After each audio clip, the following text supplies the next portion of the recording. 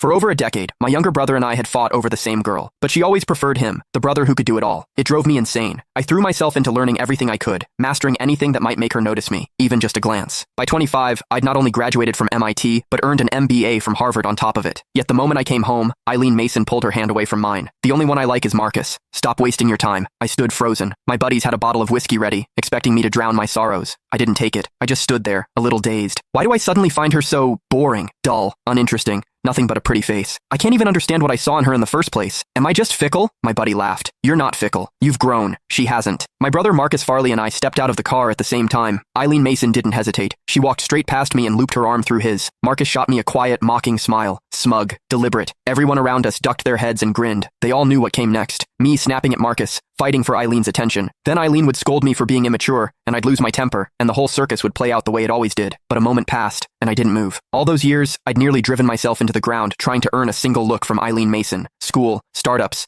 building a media brand from nothing, after navigating boardroom politics, after rubbing shoulders with people who shaped policy at the highest levels. Marcus's little routine? It was laughable. I kept my expression neutral and handed the gift bags to one of the housekeepers. From my parents, for Mr. and Mrs. Mason. Marcus's smile faltered. Eileen frowned and glanced at me. Inside the villa, I noticed the dining room table had only 4 chairs. Mr. Mason, Mrs. Mason, and Eileen already accounted for 3. Marcus let out a soft laugh. Sorry, bro. Forgot to mention you were coming too. Looks like they didn't set a place for you. Why are you apologizing for that? Eileen turned a cold gaze on me. Russ Farley. Marcus didn't do it on purpose. Just go get yourself a chair. There's no need to make him feel bad about it. It was always like this. Eileen always took Marcus's side without question. But the strange thing was, I genuinely felt nothing. I couldn't even remember why I'd fought so bitterly with my brother over her in the first place. Miss Mason, I haven't said a single word yet. Eileen blinked. In the past, I would have already been shouting, accusing Marcus of his passive-aggressive games. Bro, you're upset. Marcus stepped forward. Don't be mad. I'll go grab you a chair. He moved to get one, but Eileen caught his arm and pulled him back. She looked at me, her voice ice cold. This is the Mason house, not a place for you to throw your weight around. If you don't want to get the chair yourself, then don't bother staying for dinner. A few of the housekeepers couldn't hold back their laughter. I caught someone whispering, watch, he'll go fetch it himself like a puppy. Please, when has he ever not swallowed his pride just to sit a little closer to Miss Mason? That won't be necessary. I smiled faintly. I only came to drop off gifts for my parents. I wasn't planning to stay for dinner. Besides, I have somewhere to be. Enjoy your evening. Eileen stared at me. Something unfamiliar flickered across her face. I didn't acknowledge it. I turned and walked out, my stride unhurried. Behind me, Marcus's voice carried a note of wounded confusion. What's so urgent that you have to rush off, bro? Was he actually upset with me? Is that why he didn't stay? Eileen watched as I got into the car and drove away. A slight frown creased her brow. Don't worry about it. Marcus let out a cold laugh. A few years abroad, and his little jealousy games have gotten more sophisticated. I'll give him that. Playing hard to get now. Honestly, I'm starting to wonder if one day you might actually... Eileen pressed a finger to his lips. I told you, you're the only one I want. The truth was, I really did have things to do. I'd started an internet company with a college friend. Business was picking up fast, and I had a dinner meeting with a client that night. My partner sent me a message. Heard you're back in the country.